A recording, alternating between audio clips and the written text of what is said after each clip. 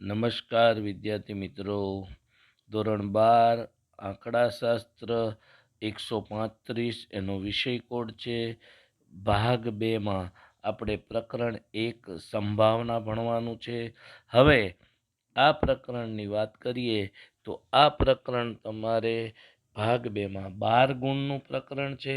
આ પ્રકરણનો તમે વિડીયો કદાચ કોઈએ જોયો હોય તો ડીડી ગિરનાર ઉપર મારું રેકોર્ડિંગ કરેલા 6 એપિસોડ આવ્યા હતા અને પ્રમાણમાં અઘરું છે ચેપ્ટર, પણ છતાંય એકદમ સહેલી રીતે આપણે ભણશું. તો સૌ પ્રથમ આપણે આ વિષયની આ ચેપ્ટરની બ્લુપ્રિન્ટ જોઈએ. તો આ બ્લુપ્રિન્ટ જૂની બ્લુપ્રિન્ટ છે, એટલે આ બ્લુપ્રિન્ટમાં થોડો ઘણો ફેરફાર થયેલો છે. એ પછીના લેક્ચરમાં કે ગમે ત્યારે હું તમને કહીશ અત્યારે, કારણ કે હજી ગવર્મેન્ટે પણ નક્કી કરેલું નથી. તો એ વિભાગ છે એમાં એક પ્રશ્ન પૂછાય છે, એનો પ્રશ્ન ક્રમાંક 5મો છે. આ જૂની બ્લુપ્રિન્ટની વાત કરું છું, એટલે અત્યારે નવા પેપરમાં કદાચ આ નહીં આવે. તો બી વિભાગમાં એક ટૂંકો પ્રશ્ન 1 ગુણનો પૂછાય છે, એમાં એનો નંબર 15મો છે. સી વિભાગમાં 2 માર્કના પ્રશ્નમાં એક પણ પ્રશ્ન આમાંથી પૂછાતો નથી. ડી વિભાગમાં 3 ગુણમાં 2 પ્રશ્ન પૂછાય છે, જેનો નંબર 35 અને 36 છે. ઈ વિભાગમાં 4 ગુણનો એક પ્રશ્ન, જેનો 39મો પ્રશ્ન છે. તો આ રીતે એફ વિભાગમાં 5 માર્કમાં એકેય પ્રશ્ન પૂછાતો નથી. ટોટલ 12 પ્રશ્ન 12 ગુણનું આ ચેપ્ટર છે અને પ્રશ્નની સંખ્યા 5 છે. એ ખાસ ધ્યાન રાખવાનું છે. તો હવે આપણે આગળ વધીએ. તો આપણા જીવનમાં જે બનતી કેટલી ઘટનાઓ છે, બરાબર, રોજબરોજના જીવનમાં એની વાત કરીએ. આ પ્રસ્તાવના જોઈએ છે. તો આવતીકાલે સૂર્ય પૂર્વ દિશામાં ઉગશે. ગુરુવાર પછી શુક્રવાર આવશે. ત્રીજો બનતી કેટલી ઘટના છે કે 25 તારીખ પછી 26 તારીખ આવશે. આ ત્રણેય ઘટનાઓ છે એ ચોક્કસ ઘટના છે કે આવતીકાલે કે ગમે ત્યારે તમે જુઓ સૂર્ય પૂર્વ દિશામાં જ ઉગશે. ગુરુવાર પછી ગમે ત્યારે જુઓ તો શુક્રવાર જ આવશે. 25 તારીખ પછી ગમે ત્યારે જુઓ તો 26 તારીખ જ આવશે. તો આ ત્રણેય ઘટનાઓ એવી ઘટના છે જે ચોક્કસ ઘટના છે, જેની સંભાવના હંમેશા 1 હોય છે. આગળ ચોથી ઘટના જોઈએ તો એક 6 બાજુવાળો સમતોલ પાસો ઉછાળીએ તો ઉપર બાજુ 1 આવે. આવતીકાલે રાજધાની એક્સપ્રેસ સમયસર આવશે. ભારત પાકિસ્તાન વચ્ચે રમાતી વનડે મેચનું પરિણામ.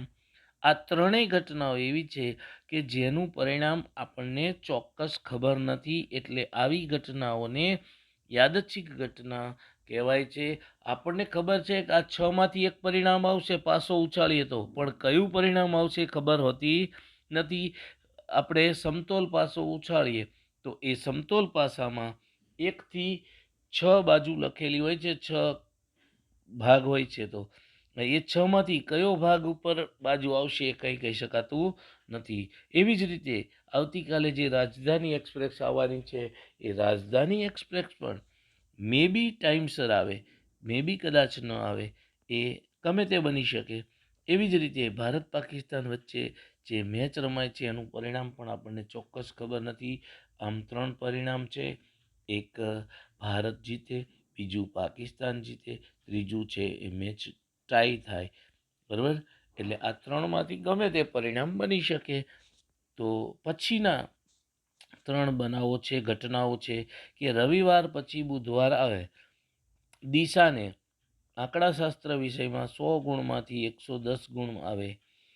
એક સમતોલ સિક્કો ઉછાળતા ઉપરની બાજુ કાંટ અને છાપ બંને આવે.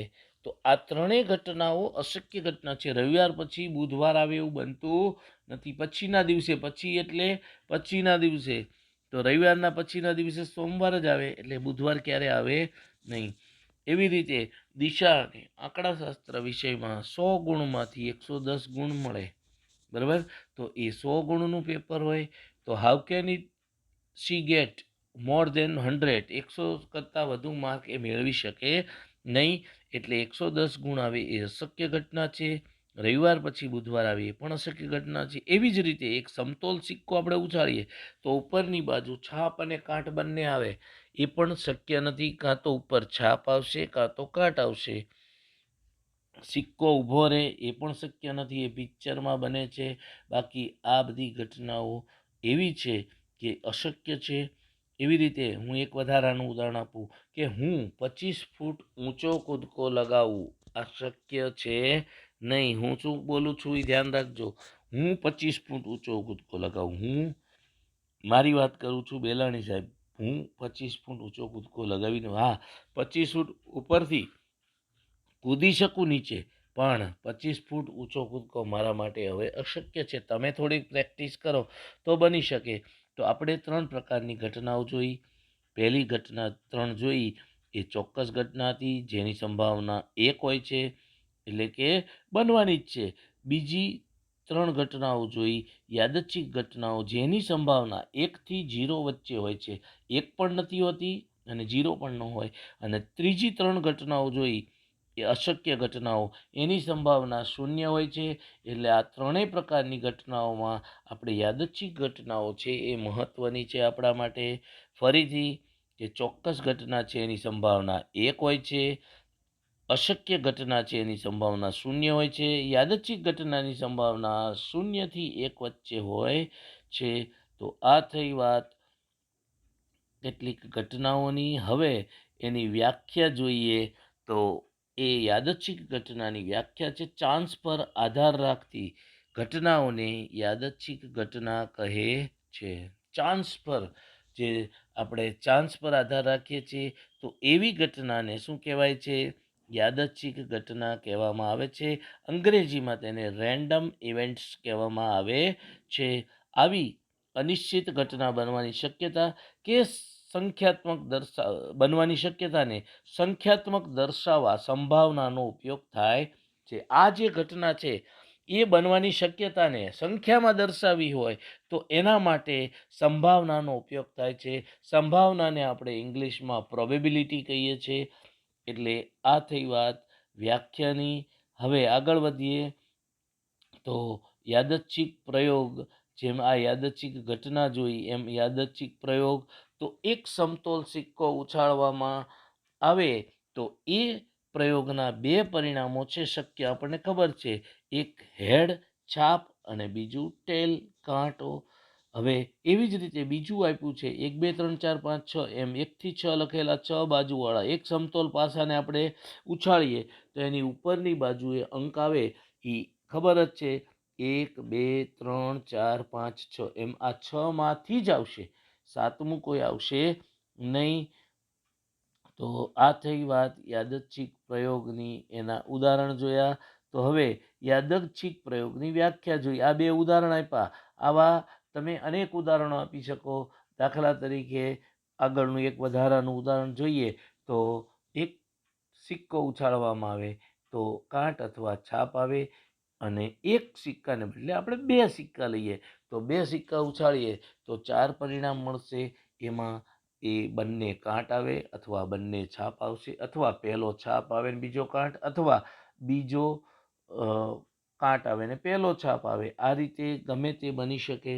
તો હવે યાદચ્છિક પ્રયોગની વ્યાખ્યા જોઈએ તો જે પ્રયોગનું નિરપેક્ષ રીતે સમાન સંજોગોમાં પુનરાવર્તન કરી શકાતું હોય અને તે પ્રયોગના બધા જ શક્ય પરિણામો જ્ઞાત હોય, પરંતુ તે પૈકી કયું ચોક્કસ પરિણામ મળશે તેનું આપણે નિશ્ચિત અનુમાન કરી શકતા નથી પ્રયોગ પૂર્વે. તો એવા પ્રયોગને શું કહેવાય છે? યાદચ્છિક પ્રયોગ કહેવામાં આવે છે.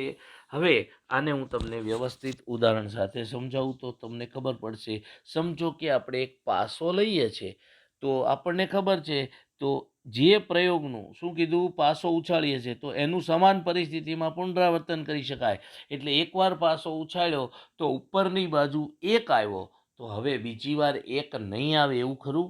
એટલે એ સમાન પરિસ્થિતિ થઈ કહેવાય. બીજી વાર ઉછાળો તોય 1 આવે, ત્રીજી વાર ઉછાળો તોય આવી શકે. એટલે સમાન પરિસ્થિતિમાં પુનરાવર્તન થયું. અને તે પ્રયોગના બધા જ શક્ય પરિણામો આપણે જાણીએ છીએ. જો આ સિક્કાની પાસાની વાત કરીએ તો આપણને ખબર જ છે કે 1 2 3 4 5 6 માંથી જ ગમે તે આવશે. એ જ રીતે આપણે સિક્કો ઉછાળીએ તો આપણને ખબર છે કે 2 માંથી એક જ પરિણામ આવશે, કાં તો છાપ આવશે અને કાં તો કાંઠ આવશે. એ જ રીતે 52 પત્તાની જોડ છે, તે 52 પત્તામાંથી આપણે એક પત્તું લઈએ તો આપણને ખબર છે એ એકાથી દસ્તા સુધીનું અથવા ગુલામ રાજા રાણી હશે. આ 13 સિવાય કોઈ નહીં હોય અને એમાં 4 હોય છે. 4 એકા હોય, 4 રાણી, 4 રાજા, 4 ગુલામ. આ રીતે તો એ 4માંથી ગમે તે એક કલરનું હોઈ શકે, એક પ્રકારનું હોઈ શકે. તો એમાં કાળીનું હોય, લાલનું હોય, ચરકટનું હોય, ફુલ્લીનું હોય, એ હોઈ શકે. તો મેં કીધું એમ કે સમાન પરિસ્થિતિમાં જેનું પુનરાવર્તન કરી શકાય છે અને શક્ય બધા પરિણામો આપણે જાણીએ છીએ, પણ તે પૈકી કયું ચોક્કસ પરિણામ મળશે તે આપણે એનું અનુમાન પ્રયોગ કરીએ પહેલાં કરી શકતા નથી. તો આવા પ્રયોગને શું કહેવાય છે? યાદચ્છિક પ્રયોગ કહેવાય. દાખલા તરીકે ફરીથી એક સિક્કો ઉછાળવામાં આવે, પાસો ઉછાળવામાં આવે, 52 પત્તાની જોડમાંથી એક પત્તું લેવામાં આવે, 2 સિક્કા ઉછાળવામાં આવે, 2 પાસા ઉછાળવામાં આવે, એક સિક્કો એક પાસો ઉછાળવામાં આવે. આ બધા યાદચ્છિક પ્રયોગના ઉદાહરણો છે. હવે આગળ જોઈએ તો એના લક્ષણો. 3 લક્ષણો છે યાદચ્છિક પ્રયોગના. તો પહેલું લક્ષણ છે કે યાદચ્છિક પ્રયોગનું નિરપેક્ષ રીતે લગભગ સમાન સંજોગોમાં, એટલે પરિસ્થિતિ બોલો કે સંજોગોમાં તેનું પુનરાવર્તન કરી શકાય છે. આ યાદચ્છિક પ્રયોગ જે છે, હમણાં મેં તમને ઉદાહરણ આપ્યું કે એકવાર પાસો ઉછાળ્યો અને ઉપર એક આવ્યો તો બીજી વાર એક નહીં આવે, એવું કંઈ હોતું નથી. એવી જ રીતે 52 પત્તાની જોડ છે, એમાં ચીપો અને એમાંથી 3 પત્તા લો તો એ 3 એક આવી શકે, બીજી વાર લો તો પણ આવી શકે અને ન પણ આવે. તો જેનું સમાન પરિસ્થિતિમાં પુનરાવર્તન કરી શકાય. બીજું લક્ષણ છે કે શક્ય તમામ પરિણામો આપણને જ્ઞાત હોય છે. જ્ઞાત એટલે આપણે જાણીએ છીએ, આપણે ખબર જ છે કે એક પાસો ઉછાળીએ છીએ તો 1 થી 6 માંથી ગમે તે એક પરિણામ આવશે. એ 6 પરિણામ આપણને ખબર છે. સિક્કો ઉછાળીએ તો આપણને ખબર છે કે કાંઠ અથવા છાપ આવશે. 52 પત્તામાંથી પણ આપણને ખબર જ છે કે કયું પરિણામ, કયા 13માંથી એક પરિણામ આવશે. તો યાદચ્છિક પ્રયોગને અંતે ચોક્કસ પરિણામ મળે છે. પાછો પ્રયોગ પૂરો થાય એટલે ચોક્કસ પરિણામ તો આપણને મળે જ છે. તો આ થઈ વાત યાદચ્છિક પ્રયોગની વ્યાખ્યા અને લક્ષણો. આગળ વધીએ તો હવે યાદચ્છિક પ્રયોગના લક્ષણો પછી નિદર્શાવકાશ. તો નિદર્શાવકાશ એટલે શું? તો યાદચ્છિક પ્રયોગ છે એના શક્ય તમામ પરિણામોના ગણને તે યાદચ્છિક પ્રયોગનો નિદર્શાવકાશ કહેવામાં આવે છે. ફરીથી, યાદચ્છિક પ્રયોગ છે તે પ્રયોગના શક્ય તમામ પરિણામોનો જે ગણ છે, સમૂહ છે, તો એને શું કહેવાય? યાદચ્છિક પ્રયોગનો નિદર્શાવકાશ કહેવાય. દાખલા તરીકે હું સિક્કો ઉછાળું છું તો મને ખબર છે 2 જ પરિણામ આવશે, એચ અથવા ટી, હેડ અથવા ટેલ, છાપ અથવા કાંટો. તો આ સમૂહ થયો, એનો ગણ છે, એનો નિદર્શાવકાશ કહેવાય છે. એને છગડીયા કૌંસમાં એચ ટી વડે દર્શાવવામાં આવે છે. હમણાં આવશે આગળ. પછી એવી જ રીતે હું પાસો ઉછાળું તો આપણને ખબર છે એના શક્ય તમામ પરિણામો 6 જ છે. 1 અથવા 2 અથવા 3 અથવા 4 અથવા 5 અથવા 6. આ 6 પરિણામમાંથી જ એક આવશે. પણ આ 6 પરિણામોનો સમૂહ છે એને છગડીયા કૌંસમાં આપણે દર્શાવીએ તો એ નિદર્શાવકાશ થશે.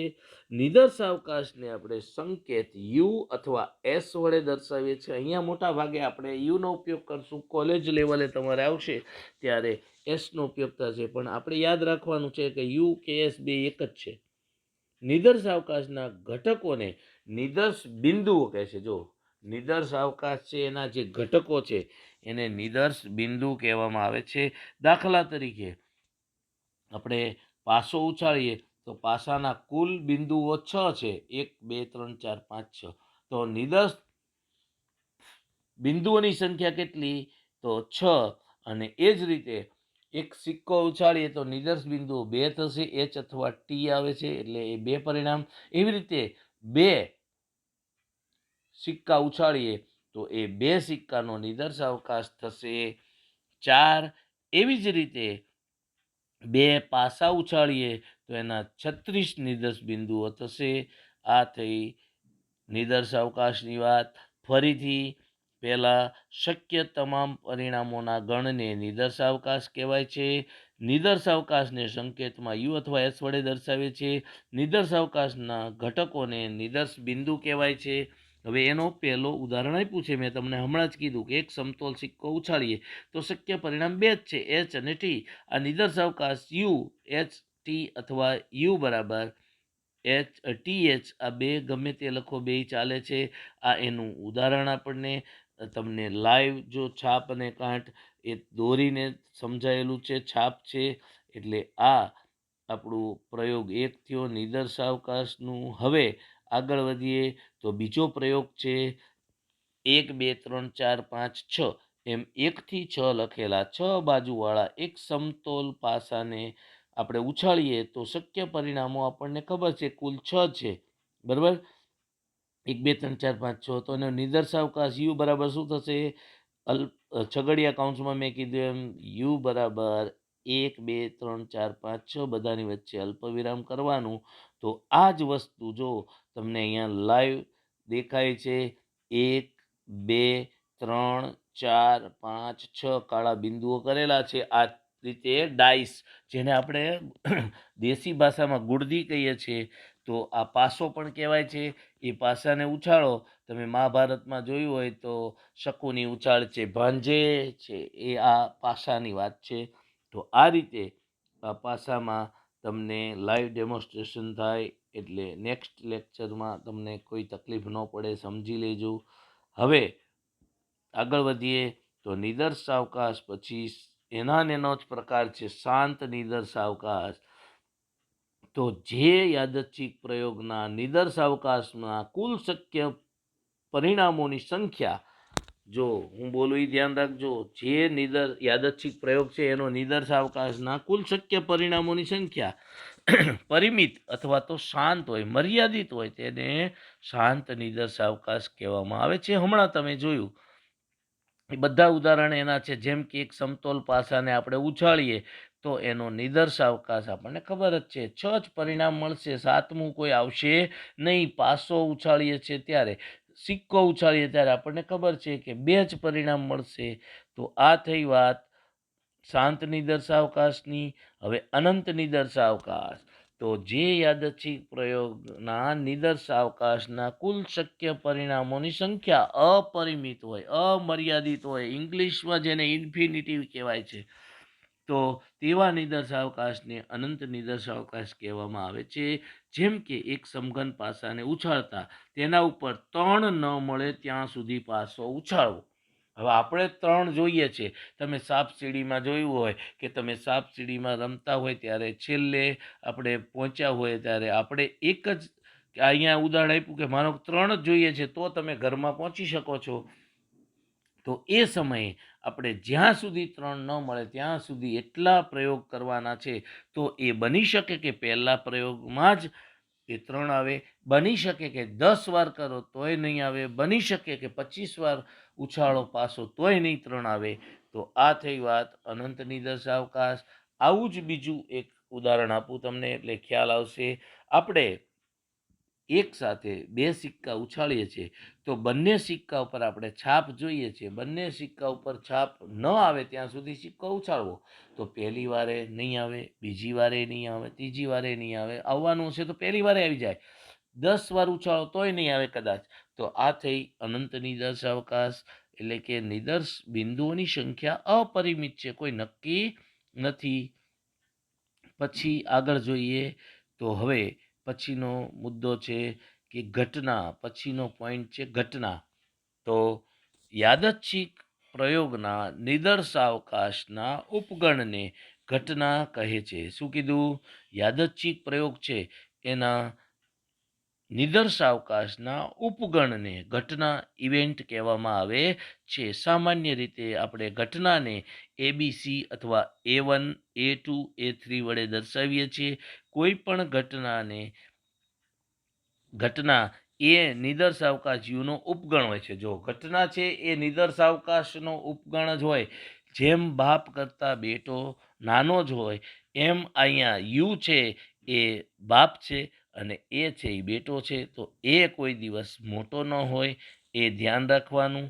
એટલે અહીંયા નિદર્શાવકાશની ઘટના એ બરોબર એ ઉપગણ હોય છે, એટલે એ ઉપગણ યુ એવા સંકેતથી દર્શાવવામાં આવે છે. જો તમને અહીંયા દાખલામાં ઉદાહરણ સાથે સમજૂતી છે કે યોગ શાંત નિદર્શાવકાશ છે, આ ચોરસ જે આપ્યું છે યોગ કહેવાય.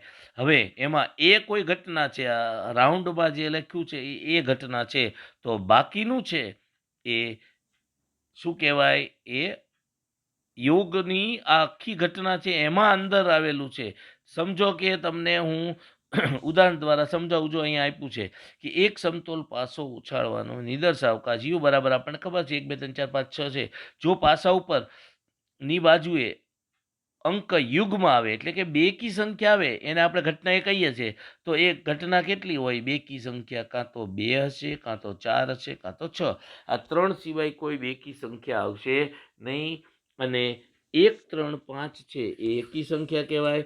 અને બધી સંખ્યા પણ નહીં આવે, કારણ કે અહીંયા તમને સ્પષ્ટ કીધું છે કે જે બેકી સંખ્યા છે યુગ્મ છે એને જ આપણે ઘટના એ કહેવાની છે. તો એમાં કઈ કઈ ઘટના આવે, તો 2 4 અને 6 3, તો એ યોગનો ઉપગણ છે. આ થઈ વાત આપણે ઘટનાની. તો એ જો તમને બીજું નીચે ઉદાહરણ આપ્યું છે કે યુ બરાબર શું છે, તો 1 થી 6 સુધીના બધા અંક એમાં આવી જાય છે લંબચોરસમાં, પણ એ ક્યાં છે, તો એ રાઉન્ડની અંદર છે, એ જ 2 4 6. એ તમે આમ આમ ગમે તે આડાવડા દર્શાવી શકો. 1 3 5 પણ તમે આમથી આમ 12 પણ રાઉન્ડની અંદર નથી દર્શાવવાના, કારણ કે રાઉન્ડમાં કયા આવશે, માત્ર ને માત્ર તમારે ઘટના એના જે 2 4 6 છે એ જ આવશે. તો આ રીતે તમે જુઓ તો તમને ખ્યાલ આવી જશે કે એ છે એ યુનો ઉપગણ છે. આગળ વધીએ.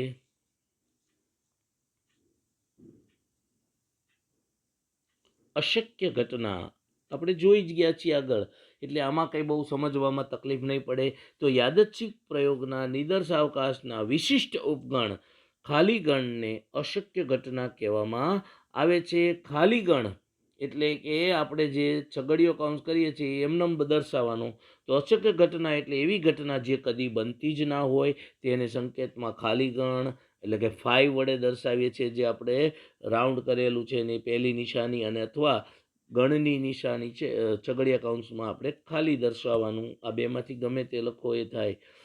તો વિશિષ્ટ ઉપગણ 5 ને અથવા ખાલી ગણને અશક્ય ઘટના કહેવામાં આવે છે. મેં હમણાં તમને ઉદાહરણ આપ્યું હતું કે દિશાને 100 ગુણની પરીક્ષા આપે છે ને 110 ગુણ આવે એ શક્ય નથી. એવી જ રીતે 1 થી 6 લખેલો જે પાસો છે એ ઉછાળીએ અને ઉપરની બાજુએ 7 8 9 અંક 6 થી મોટો અંક આવે તો એ શક્ય નથી, કારણ કે 6 થી મોટો અંક આવશે નહીં. એનું ઉદાહરણ આપ્યું છે, એક 6 બાજુવાળો સમતોલ સિક્કો આપણે પાસો ઉછાળીએ તો એ 6 બાજુવાળો પાસો ઉછાળતા આપણને ખબર જ છે કે ઉપરની બાજુએ શું મળશે, તો એ 1 2 3 4 5 6, પણ એ અશક્ય ઘટના માટે 6 થી મોટી સંખ્યા મળે અશક્ય છે. પછીની ઘટના છે ચોક્કસ ઘટના. તો યાદચ્છિક પ્રયોગના નિદર્શાવકાશના વિશિષ્ટ ઉપગણ યુને, જો શું કીધું, યાદચ્છિક પ્રયોગનો નિદર્શાવકાશનો વિશિષ્ટ ઉપગણ યુને ચોક્કસ ઘટના કહેવામાં આવે છે. ચોક્કસ ઘટના એટલે એવી ઘટના જે હંમેશા બનવાની જ છે. હમણાં મેં તમને ઉદાહરણ આપ્યું હતું કે 25 તારીખ પછી 26 તારીખ આવે, સોમવાર પછી મંગળવાર આવે, આ ચોક્કસ ઘટના છે. એવી રીતે આપણે પાસો ઉછાળીએ અને આપણે એમ કહીએ કે ભાઈ 1 થી 6 વચ્ચે 1 થી 6 ની સંખ્યા આવશે, તો એ તો શક્ય જ છે. કાં 1 આવે અથવા 2 આવે અથવા 3 આવે અથવા 4 આવે અથવા 5 આવે અથવા 6 આવે. એવી રીતે આપણે સિક્કો ઉછાળીએ તો એમ કહીએ કે કાંઠ અથવા છાપ આવશે, તો એ બેમાંથી એક જ આવવાનું છે, અને એને સંકેતમાં યુ વડે દર્શાવવામાં આવે છે. તો એનું ઉદાહરણ આપ્યું છે, જો રવિવાર પછીનો દિવસ સોમવાર, એક 6 બાજુવાળો પાસો ઉછાળતા ઉપરની બાજુ 7થી નાનો પૂર્ણાંક હોય. હવે 7થી નાનો જ આવવાનો છે એટલે એ પણ આપણને ખબર છે. તો આ થઈ વાત ચોક્કસ ઘટનાની જેની સંભાવના 1 હોય છે. હવે પૂરક ઘટના, જો હવે આ ઘટનાઓ છે એ ઘટના થોડીક ધ્યાન રાખજો, થોડુંક સમજજો, કારણ કે આ ઘટનાઓ હવે બહુ જ મહત્વની છે. એકાદ ઘટના લઈને આપણે અહીંયા વિરામ આપશું, કારણ કે પછી આગળ થોડીક ઘટનાઓ છે એ સમજવાની છે હજી. તો યોગ શાંત નિદર્શાવકાશ છે એ તેની કોઈ ઘટના છે. તો નિદર્શાવકાશ યુમાં હોય પરંતુ એમાં ન હોય તેવા તમામ પરિણામો કે ઘટકોના ગણને એની પૂરક ઘટના કહેવામાં આવે છે. એટલે કે યુમાં હોય પણ એ સિવાયના બાકીના તમામ ઘટકોથી રચાતા ગણને એની પૂરક ઘટના કહેવામાં આવે છે. યોગ શાંત નિદર્શાવકાશ છે એ તેની કોઈ ઘટના છે. તો નિદર્શાવકાશ યુમાં હોય પરંતુ એમાં ન હોય તેવા ઘટકોથી રચાતા ગણને એની પૂરક ઘટના કહેવાય છે. તેને સંકેતમાં એ ડેશ અથવા એ બાર અથવા એ સી વડે દર્શાવાય છે. આપણે પૂરક ઘટનાને એ ડેશનો ઉપયોગ વધારે કરીશું. તો એ ડેશ એટલે ઘટના એની પૂરક ઘટના, અથવા તો એમ કહેવાય કે ઘટના એ ન બને, અથવા એને યુ માઇનસ એ એટલે યુમાંથી જે એની ઘટના બાદ કરો એ તમને મળશે. તો હવે એનું આપણે ઉદાહરણ જોઈએ. તો એક સમતોલ પાસો આપણે ઉછાળીએ તો આપણને ખબર છે નિદર્શાવકાશ યુ બરાબર 1 2 3 4 5 6 આવશે. હવે પાસાની ઉપરની બાજુ જે મળે છે અંક એ પૂર્ણ વર્ગ હોય. પૂર્ણ વર્ગ એટલે જેનું વર્ગમૂળ નીકળી શકે. તો જો તમે 1નું વર્ગમૂળ 1 થાય અને 2નું વર્ગમૂળ 2નો વર્ગ 4 થાય તો 4નું વર્ગમૂળ 2 થશે. અહીંયા પૂર્ણ વર્ગ કીધો છે એટલે અપૂર્ણાંક આવી નહીં જોવાનું, વર્ગમૂળ નીકળે બધાનું, પણ આપણે પૂર્ણ વર્ગ એટલે સંખ્યા પૂર્ણાંક જ આવે. તો 4 અને 5 6 એ બસ 6 સુધી જવાનું છે, 6 થી આગળ નથી જવાનું. તો હવે અહીંયા બે જ એવી સંખ્યા થઈ કે એ બરાબર જેમાં પૂર્ણ વર્ગ હોય તો એ બરાબર 1 અને 4. તો એ ડેશ એટલે શું? 1 અને 4 સિવાયની બાકીની સંખ્યાઓ. તો 2 3 5 અને 6 એટલે એ ડેશ અથવા તો એને પૂરક ઘટના કહીએ. તો એ 2 3 5 6 છે. જો હવે તમે એ નીચે આપણે આકૃતિ આપી છે એ આકૃતિમાં તમે સરસ મજાની સમજી શકશો. તો યુ બરાબર આપણને ખબર છે 1 થી 6 છે, અને એ જે રાઉન્ડમાં છે લંબચોરસમાં છે 1 થી 6 આખું. હવે એ બરાબર જે પૂર્ણ વર્ગ છે એ જ સંખ્યા, તો એના માટે આપણે એમાં 1 અને 4 જ દર્શાવવાનું છે. બાકીની સંખ્યા છે એ 12 છે એની.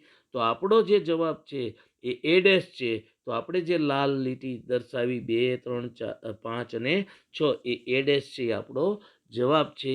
એટલે એ જે છે એ રાઉન્ડમાં છે એ ઘટના છે, એના સિવાયના એટલે એ ડેશ એટલે યુ માઇનસ એ કરો તો 2 3 5 6 આવશે. આ થઈ વાત પૂરક ઘટનાની. હવે બાકીની ઘટનાઓ છે એ આપણે પછી જોઈશું. આજે જે આ ઘટનાઓ મેં કરાવી એ બધી ઘટનાઓ લખી લેવાની, સમજવાનું, જ્યાં ન સમજાય ત્યાં મને ફીડબેક આપવાનું છે. હું ગમે ત્યારે ગમે એને ફોન કરીને પૂછીશ. આ ઘટનાઓ બધી લખીને મને કાલે બપોરે 12 કે 1 વાગ્યા સુધીમાં વોટ્સએપ કરવાની છે. ખાસ ધ્યાન રાખજો, દરેકે આ લેસન કરવું પડશે. હું ગમે ત્યારે પૂછીશ અને તમને ગમે ત્યારે એ ફીડબેક લેવામાં આવશે. જે ન સમજાય એ પૂછવાનું. આમાં કંઈ એવું ન સમજાય એવું છે જ નહીં. સરસમાં સરસ ઉદાહરણ અને આકૃતિઓ સાથે આપણે લાઈવ ડેમોન્સ્ટ્રેશન સાથે જ આપણે ભણીએ છીએ. આના પછીના લેક્ચરો અમુક તમને છે એ હું તમને લાઈવ આવે એવું જ કરીશ. લાઈવ એટલે તમારે જોવાના છે. ઓલામાં તે આપણે ઝૂમમાં કે એવી રીતે લાઈવ નથી કરવાનું, પણ તમને એવું જ લાગે કે આપણે સાહેબ સામે છે ને ભણાવે છે એવું જ તમને લાગશે. આ બોર્ડ છે એ રીતે જ ભણશો તો તમને કોઈ મુશ્કેલી નહીં પડે. ઘરે રહો, સલામત રહો. અસ્તુ. જય હિન્દ, જય ભારત.